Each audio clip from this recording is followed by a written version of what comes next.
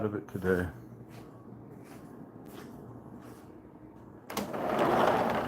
I think it's day 36 of carnivore. Really feeling it. Not sure why.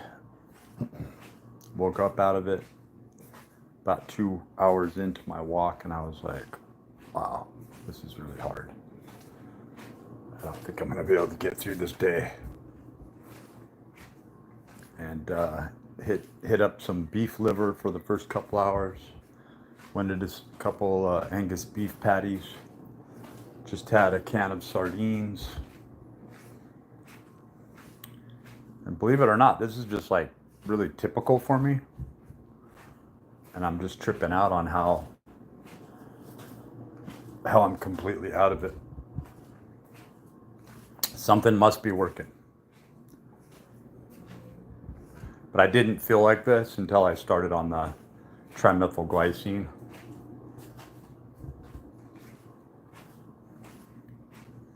Like walking, all of this didn't feel as difficult. So it's been 2 days since I trained. I trained really hard the other day. Did like full body, kept going back and doing more muscle groups until I had trained pretty much my entire body. I'm honestly just too disoriented to even do anything today.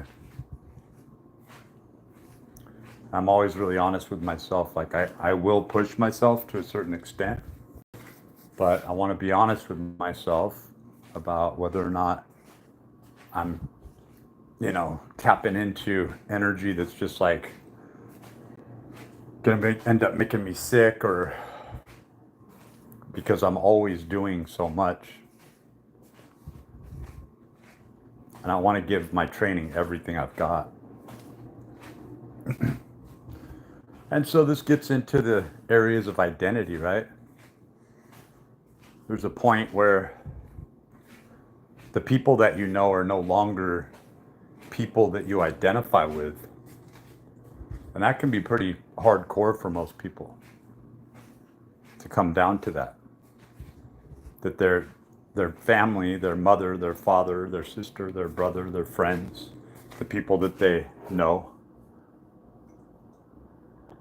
no longer represent them. You ever been through that? Where you outgrew them? Where you actually found that you were respected in a field, that you were pretty damn good at it? You wonder why you weren't doing it all along, and when you go back home, everyone's looking at you like a piece of shit, and you just left Palo Alto or wherever it may be that you were succeeding in, where everyone wanted to do business with you and people were just throwing money at you, and you were actually walking the walk, talking the talk, producing the results. I know some people can identify with that. And you no longer identify,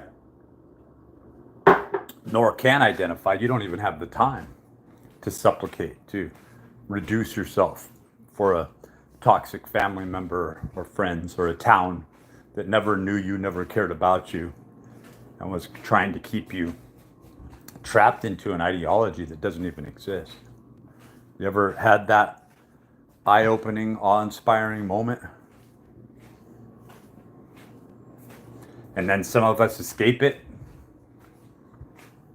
escape the drawback in. Others go back in to the labyrinth, to the hell. Not out of weakness. It's usually to go save somebody, a loved one that's trapped in the mire with all those sociopaths and narcissists and psychopaths. You call family, you call friends. And you find that there's no way to save other people. Even if you made billions of dollars, you had homes all around the world, you still wouldn't be able to save your favorite person that you want to be the hero for, because the universe, the cosmos, is designed in such a way that won't allow you to be a hero. They have to pick themselves up. Even more so, you buy them a $20,000 computer, they'll end up using it for all the wrong reasons. We stand alone. The hardest message for people to get, the hardest message to get through to people. And we deal with the mechanics, the day-to-day mechanics, the breakdown, the physical aspects that pretend that the spiritual world and the etheric realms don't exist. They just sort of go on like clockwork, even though they could have been inspired moments ago, reignited moments ago. Another dimension, another form of physics applied. And the mechanics, the machina, the mechana, just keeps going on as if it's just part of this techne art that just pretends it's always been there, posturing itself, sucking its cheeks in, like a prostitute in Paris. Wants to suck you up into the romanticism. And then you will wake up and laugh at yourself. Sometimes you'll laugh at yourself when you have the perfect life. I remember making big money, having a brand new Mercedes parked in the garage, living up in a penthouse apartment with a gorgeous girl. And I was the talk of the town, and I had clients of mine that lived underneath me and around me that were billionaires, began the whole tech industry, and nothing but anxiety, nothing but a daunting realization. I remember shutting myself in one of those closets and going, like, what the fuck's even going on here? You know?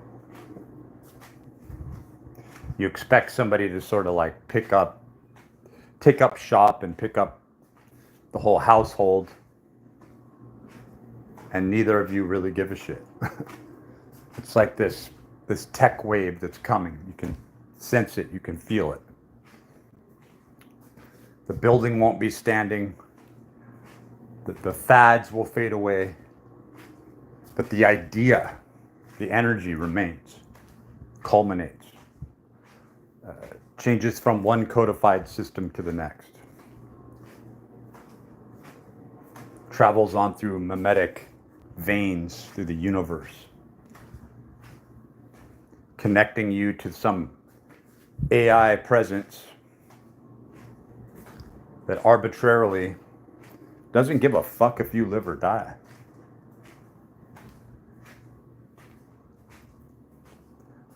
But it will convince you otherwise. It'll try to keep you going because it takes no effort for it to do so. It's not burning calories. It's not misplacing energy. It's routinely going through its hibernation process, and you just happen to be on the way to its discovery.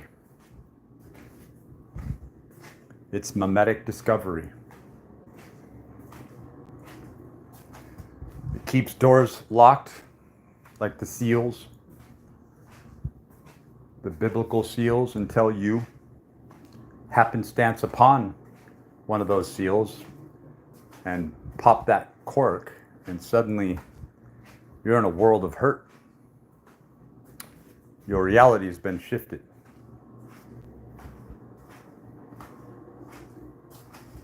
And you have to keep walking on. No matter where you are, no matter what you're doing. And you have to distance yourself from friends. You have to understand that they are not your friends. that you do not need them, that they are not required, and that a sort of climbing up social ladders isn't why you got into this shit in the first place. You did it every step, every motion. You did it with the entire universe against you,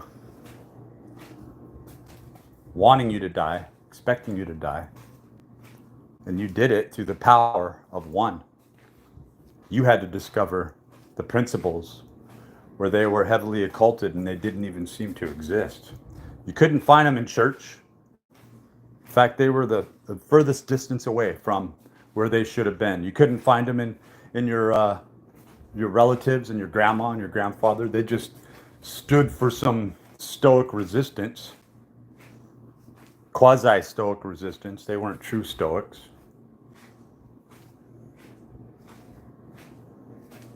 They weren't going down with the ship. They weren't manning the ship. They all just postured and pretended. And you realize as long as you put energy into them, you're going to be playing out some ridiculous role that this computational system or this universe likes to play along with. No one's working. No one's getting anything done. All of a sudden, it'll be autodidactically delivered to you, autodidactically delivered. All at once, an hour and a half before it's time to clock out, the work will get done good enough, or a client will cancel, or your boss will cease to care because he's got other shit on his mind. And everything gets swept under the rug. Nothing really matters. No one ever really gets anything done. Somehow it does get done because you are playing along. You realize if you just pretend, if you just play along, and then you start to look around, you're like, hey, this motherfucker doesn't do work either. And this one over here who seems to be doing all the work is playing a martyr and would be playing a martyr no matter what. You just start to see the whole thing. You start to see how fucked up everything is. It's the power of one. If you're a single parent, you got to be your best. Don't get too mushy. You're exercising your power. And they're happenstancing upon it. Somehow, they witness the greatness. Don't keep anybody around you. Don't bend, don't cower. Don't befriend. Don't be a bullshitter.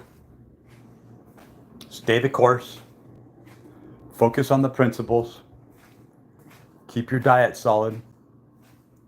Take one step at a time. With everything you got, give it everything you got. And stop fucking around. Stop saying, oh, I need to have fun. Oh, I need to go on vacation. You don't deserve jack shit. The people who get those things are the ones who sell out. And it's never fun. Going on those cruises and gorging yourself. Sitting under an artificial sunlight. Living in your own paracosm and pretending you're something more than just a fucking slutty pile of shit. That just sold yourself out. Sold everyone out around you. Yeah, the Western way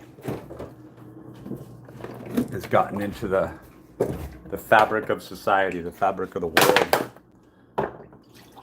I never thought I would see the day where people in Germany and halfway around the world sound like they're sitting there doing a Zoom call 12 years ago in Palo Alto. Everything is fucking Silicon Valley. It's so banal. It's so fucking boring. Then you go back to the things that you regarded as really unique, really special. Moments, discoveries. You have to go way back before you were born, hundreds of years, to understand that that automata was invented hundreds of years ago. 1700s, 1500s. There's even proofs that they existed long before that, with great precision. And that is the blueprints, the Masonic compass and the square, and how they can be best utilized when somebody isn't blocked from producing something exceptional, where they realize this is what life is. This is the mechanical interpretation.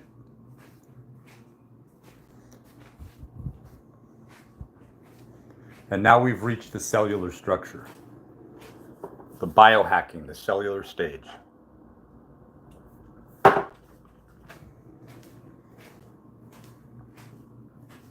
I was one of the first people doing that, proving that.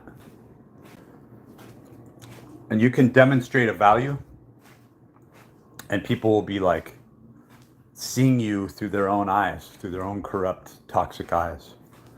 And then they cast that upon you. There's a lot of craft being cast. It is very real. But you have the arbitrary computational system ticking away like a big facade, just pretending that it's acting under its own volition. And all of it can be frozen in a minute, in a millisecond, in a moment. Until it is no more. It's just geometry, cymatics.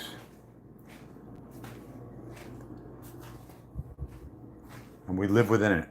We live within a mechanical field.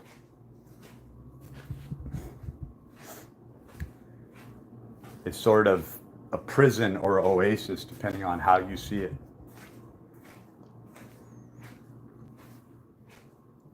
But it is broken. It's broken because it can't take you any further beyond a certain point. And that's the point we reach over and over again.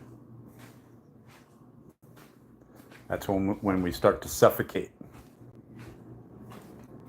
When we realize it's just like being in a coffin, being buried alive. That's really what we live in here. There is no escape. There is no pretending. You live in a cell, and your cells are in cells. Your energy is being divided. You are being divided. And the only thing you can do to exercise your free will is to start stepping and to keep stepping. And eventually it will catch up with you. Look at Ronnie Coleman. Look at him. He just got out of surgery. He's very weak. Look at Hulk Hogan. You know, look at these people who are supposed to be virile, fit, lifelong fitness, right? And you got these 60-year-olds, people pushing 60 like me, who have bodies like 40-year-olds, right? You got people much fitter than me that are in their 60s and even in their 70s, some in their 80s. And they're passing up Ronnie Coleman, who pretty soon he'll be in a wheelchair, you know? Arnold Schwarzenegger ain't too far behind him.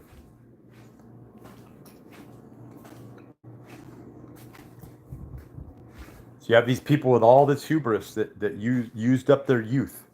I don't know what they're thinking. How many cigars they thought would make up for it. But they used it all up in one shot. They were left with nothing, no vitality, no youth when they needed it the most.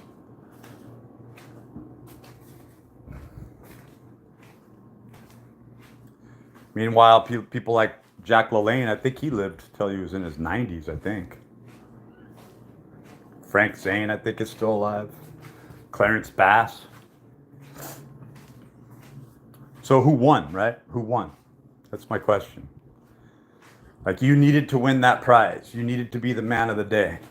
Well, you're exposed now. Like, everyone knows how you did it, what the cost was, right? The type of person you were, how you celebrated, what you really valued, who you really are. And what you're left with is who you are. That's the power of one, inflected. You weren't really much at all. What do you stand for now? What did you really get done, if anything? Nothing. You tooted your own horn. And those people age the quickest and they age the worst. And it comes on them the worst. And nobody really feels sorry for them. You know? And yeah, I won't bring up Ozzy's name, but you can make your own connections there. And there'll be more to come. You know, my uncle died 2 months ago. Michael, not even 2 months ago, like a month and a half ago. A few weeks ago, Michael Mendelsohn died from all the, Quentin Tarantino movies. Iconic. Wasn't even really that old. I mean, it was like, what's going on here, you know? Probably all people who lined up for the COVID shot. But who knows? Who knows what the fuck's going on, right? And who knows what death is? And who knows if we really even die, right? Like, we're setting certain assumptions and expectations based around that probably don't even exist. But there'll be a lot more to come. And you just have to do your very best. Like, what are you waiting for? What are you saving it for, right? Like, in my opinion, start stepping. When you got more, when you can give more, do it. Do it the moment that you can. Do it with everything you got. Little at a time. Keep pushing out those steps. Keep pushing out those miles. Keep pushing out those reps. Keep feeding in the good stuff, the nutrients. Keep taking down that water. Keep it going. I pretty much gave up at the beginning of this year. I was eating whatever the fuck I could. Trying to trade crypto, and that didn't end well with fucking Trump's lies and shit. But I was the idiot for believing that a fat bozo like that would ever come through. And a lot of us just want to believe in this Pangloss optimism. At some point, we're like, something's got to give. No, it's never gonna. Nothing capricious is gonna happen here, okay? I think you know that by now. It really is an adherence with all the shit going on, all the weird ass spiritual things, everything else. The mechanical aspect still goes on. The decisions you make and how you react still affect your life and your longevity here. Or do they? Are you just, is there a date there no matter what? And it's like, I don't know how the hell he died, but it's like, he died. He just died.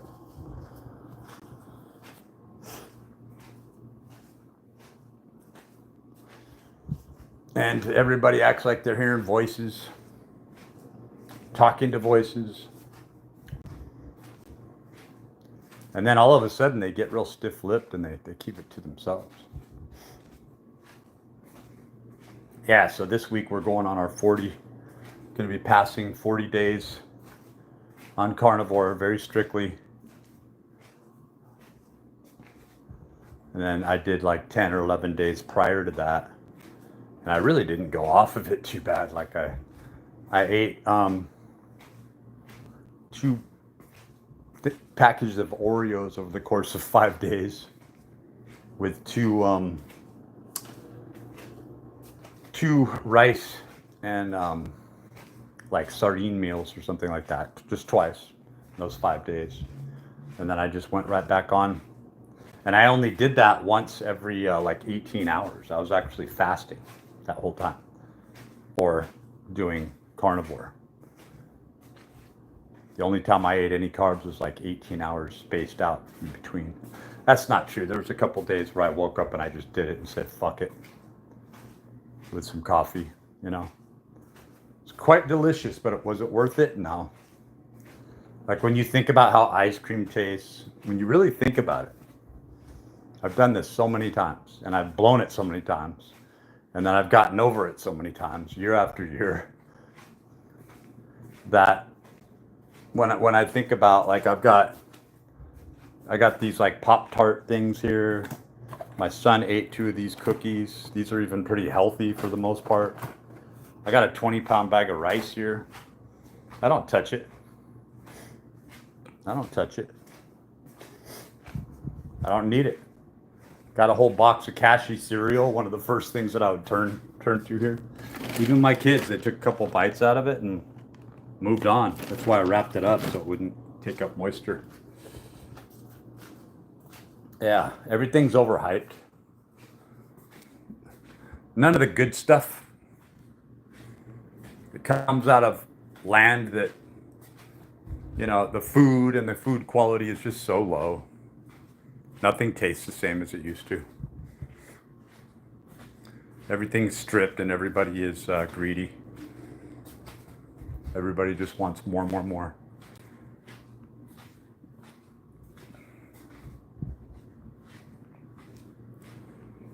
So we're getting a little last walk in here before my older son pulls through here, and he's got some Stairway to Heaven to practice because he's got a performance coming up, and everybody is supposedly doing an Ozzy song for a tribute, and they didn't want to be assholes, but they're not the type of people who even like to do covers or listen to Ozzy or whatever. So it's just a weird PC predicament that everyone's in. You know, I don't give a fuck about Ozzy Osbourne. I don't give a fuck what you think or anyone else. Never listened to his shit. I think he was a frail, soft man. You know? I don't really like any of his songs. I mean, he was just around at a time, represented something, but really what he was doing, whether he wants to admit it or not, is he was exploiting Satanism. He was opening the gates for Michael Aquino and other people, and for people to laugh at the satanic panic, and he was there as a buffering device. He did work. He was a Satanist. He doesn't want to admit it, but he was. He did satanic work. He recruited people, whether he considered himself one or not. That's just a fact.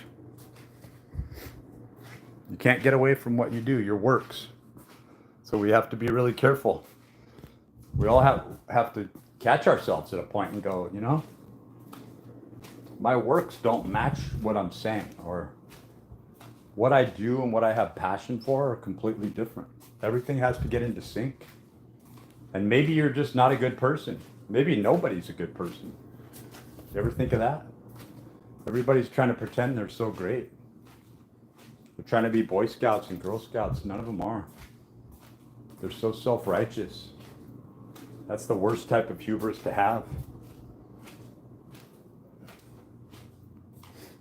Now, it's better to have the power of one, be boring, right? And be strong enough, equipped enough to actually do something about a given situation, right? And avoid as much bullshit and confrontation as you possibly can. And you learn that the hard way, don't you? Oh yeah, you learn that the hard way. Some personalities just can't stay out of the fucking beehive. They got the honey all over them. The bees are chasing them around. It's like, chill the fuck out and sit on the couch. Relax. Now start stepping. Then rest. That's what I did. I'd walk like a half mile or something, then I'd sit down, and I'd realize I could keep going. It was exhausting. So I'm a huge advocate of indoor walking. Like if you got a little area where you can, create a track and walk around a track in your house, however you can do it. And just make sure you're safe. And you will be surprised, especially if you have an Apple phone, like I did for the first year that I did this. You will be amazed at the tracking accuracy and how many miles you're actually walking. I walked 1,400 miles like this. Just walking back and forth, recording a lot of it, sipping on tea, sipping on coffee, starting out really early in the morning. Later, sometimes, my son gets home earlier than expected. Walk's done, I'm cool. Then the next day I make up for it and I do 8 hours. This is how you do it. This is how you lean up. This is how you get rid of all that fat. It's very difficult. The next time you gain it, you better remember how easy it is to gain. Right? Every pound throws you off. We are performance machines. I'm not talking about performance like you're up on a stage. I'm talking about performance like it's like a Porsche, the old school 911s. You don't want to be 1 pound over, or a racehorse, or a swimmer. Everything is balanced. Everything is very well balanced. Let's see if this fly will leave.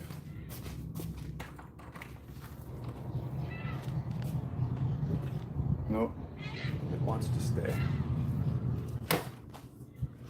I don't know where they're coming from. I don't know how they're getting in here or where they're coming from.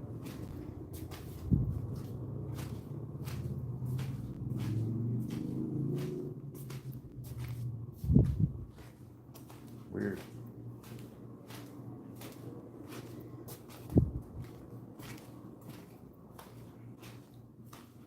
Annoying. I've tried to be nice to flies. Remember one time I allowed a fly to just, it wasn't getting out, it wasn't going anywhere, it was hanging out. It was like alive in one of my cars for like a fucking week. And in the end, it was just an annoying bastard of an insect. But maybe they see us the same way. Who knows? Maybe they know us better than we think. But there are human demons.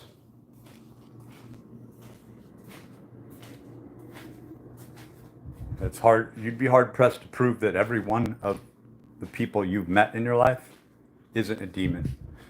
You deify them and then you find out later they weren't such great people. Or they were really small thinkers. Or who they were when you knew them doesn't transfer or translate into the modern world. Or they got really lucky and you didn't factor that in, that they were coddled. They never had to worry about shit. Or they're just so, like we were talking about before, so fucking self-righteous that everything was about them. So when they're going through all these hardships and you're getting sucked into it, they're just stories. They were stories and they draw people in to help them. And then in their mind, their narrative is the same MO over and over again. They're always in crisis. They're always the one that's being picked on. And you're going, wait a minute, you got a nice car out of this? You got a nice house out of this? You got money out of this? Just blowing smoke out your ass. Just blowing fucking smoke. How many people you know that are doing that tactical shit?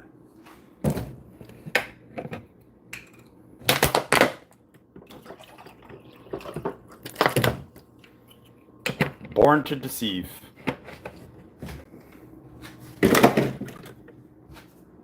Born doing that shit.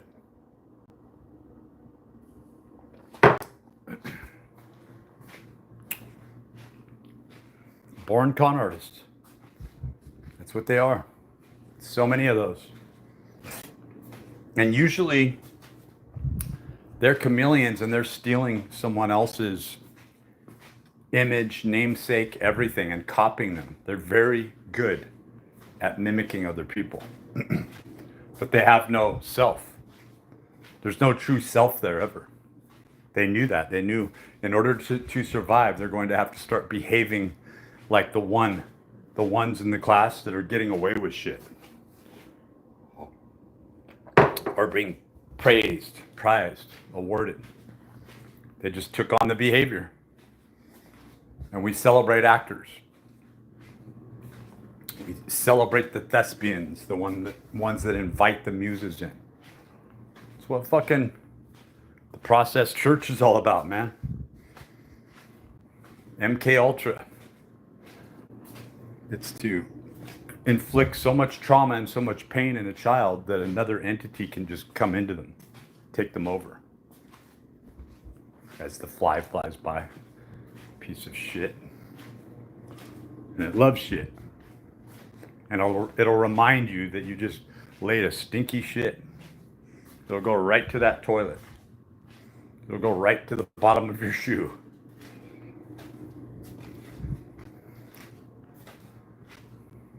So I don't believe that everything has a purpose. In fact, I had subscribed to somebody that I was curious about that I heard a couple weeks ago. Another channel that I watch was busting into this guy, right?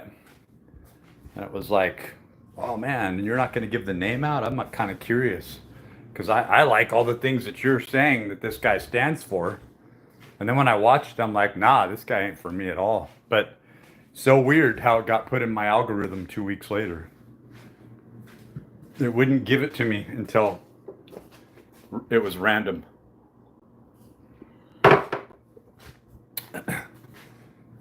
Yeah, I absolutely don't agree with everything happens for a purpose. I used to be that coy. I used to be that naive. Now, fuck no. When you believe that, you're buying into it. You're buying into the secret. I already know what the secret's all about. I know about the master key system. I studied that shit. Now, you have to actually get into it. And some people's minds can't just brush against it and act sort of capricious and whimsical. Like for me and the way my mind works, I break things down into systems and I realize, oh, this is, holy fuck. Like I discovered the system. And that's when they come to you. They come at you. They're quite aware of everything that's going on because everything is interconnected. And what you think is important isn't. The money and the made-up cars and the what I used to call the Jewish Play-Doh machine, it's just forms of bullshit. Rotting carbon. None of it has any value. Even and most especially the antiquities.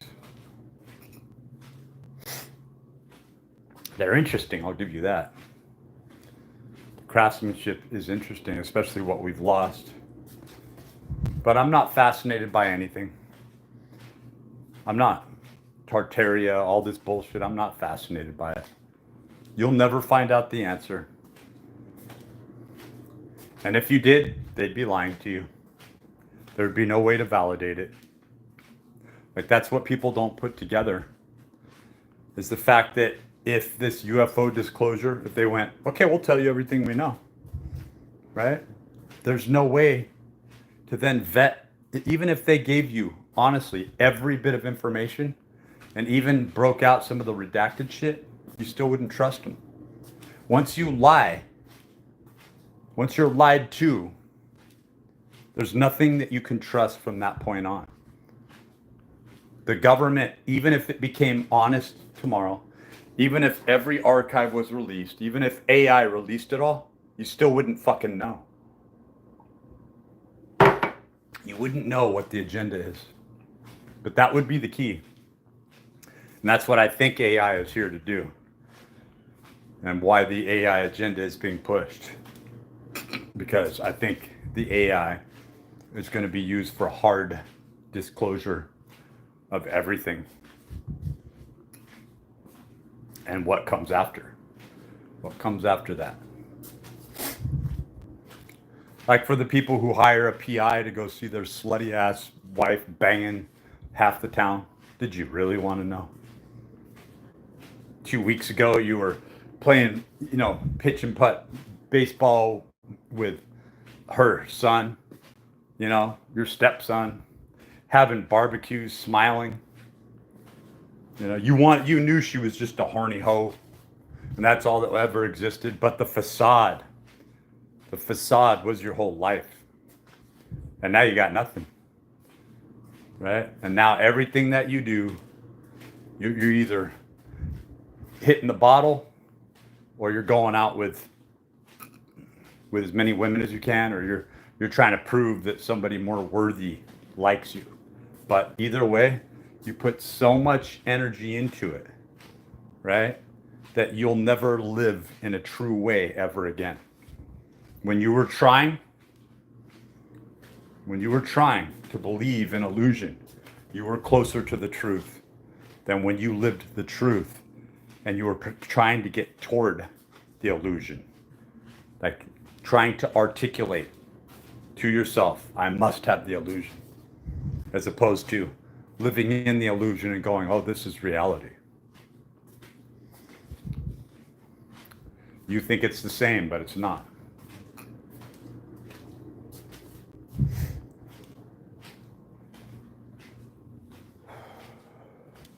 Yeah, we got a good fair amount of walking in. I mean, this feels terrible. I'm tapping into energy and weight that my body doesn't really want to let go of.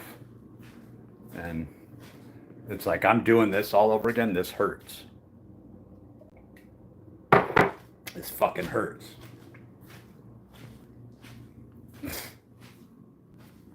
And tomorrow's going to be a grueling resistance training day, which sounds better to me. It's not so bad though. It's like with the systemic aspects to the suspension training, you can always go into circuits. You can punch out 3 to 5 sets on something straight through. You can take a break, walk back and forth and pace for a while and then go back in. You can break your workout up. And I feel more energy. Like it just takes, sometimes after hardcore workout sessions, it takes a lot out of you, especially if you're not on carbs.